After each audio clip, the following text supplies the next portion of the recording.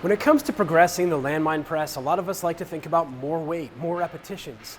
Well, actually, today's video, we're going to show you a very simple change to your setup that can have a very profound effect on your ability to execute the skill of the landmine press.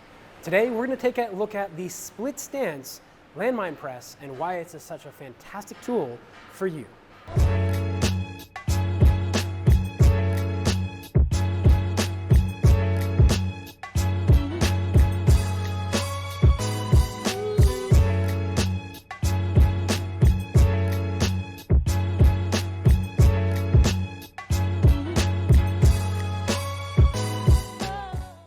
If you haven't already watched the landmine video on the standard landmine variation, make sure you go ahead and click up ahead first.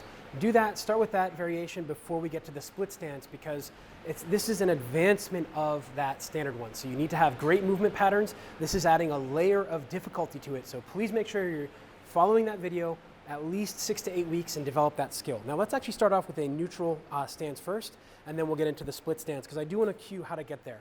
So two important things, and you'll notice, and again, we talked about this in the video for the standard landmine, you'll notice that the end of the barbell is actually just in front of her shoulder. And I'd like to have you a little bit closer today. So if you can choke up on the barbell a little bit. When you first start with the split stance, my preference for cyclists and triathletes is to have the bar further up and actually being able to rest on the shoulder. We don't want it resting on the shoulder, but that's how you know you're at a good position. This is changing the lever arm just a little bit and allowing you, essentially we're setting you up to win.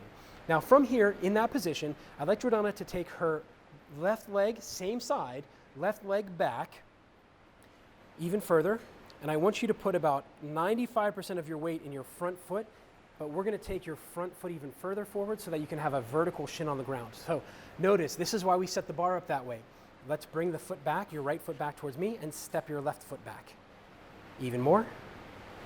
So what I'm looking for here is I want the bar to be in the right position where she was before. So now it's just in front of the shoulder. Perfect. She has a vertical shin. She can push through the middle of her foot.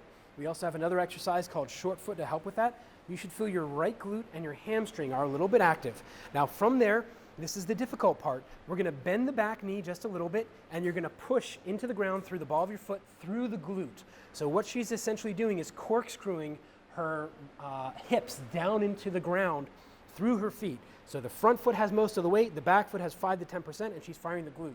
Now from here, she's going to brace her midsection. She's going to keep a window between the elbow and the torso, so it's not tucked in, it's out at the side, and she's going to go ahead and press overhead. Now this exercise, she needs to keep the rib cage and pelvis from separating while keeping tension in the back glute and corkscrewing the hips into the ground. So that back leg is pushing forward, the front leg is pulling with the hamstring, and the glute pulling this way, and she has to be able to maintain that posture while bringing that bar up and overhead. Now, the line of travel, again, for the landmine press in this setup is she's going to come up and out just a little bit, allowing space for that the head of the upper arm bone to move around that shoulder socket. Now, some of you may cause or feel a cause of a little bit of pain here. If that's the case, go see a local physical therapist, and you're only to do 5 or 6 repetitions. Let's go ahead and switch sides, each side at the beginning, because this is a skill you're learning. It's not just a strength exercise. So instead of adding weight to the regular landmine press, we're now teaching you to coordinate between the feet, the pelvis, and the arm moving overhead. So now she's a little bit too far back, so she has to come further forward. Keep coming, keep coming, keep coming. There we go, and now she's going to sit back. That's it. So that setup is really important, because that bar end will tell you very quickly if you're in a good position or not. Keep space. Okay, bend the back knee, left glute, right glute, there you go. Front foot engaged, drive. So you notice on her left side, which is technically her weaker side, her skill to compensate for that position was actually excellent. Now she's starting to separate a little bit, and she's losing the back glute a little bit. So drive, let's put 10% into that back leg. There you go. So now she's got it. So just because one side is your strong side in general, or your dominant hand, does not mean the skill will be there.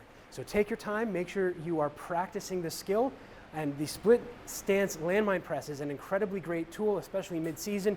You don't need to do a lot of repetitions. and it's teaching you to have full body tension and connection as you go through the movement. Now last thing, as you'll notice, Jordana's coming back to center of gravity with the bar and then setting it down in a squat or a deadlift motion. We never want to come out to the side with the bar.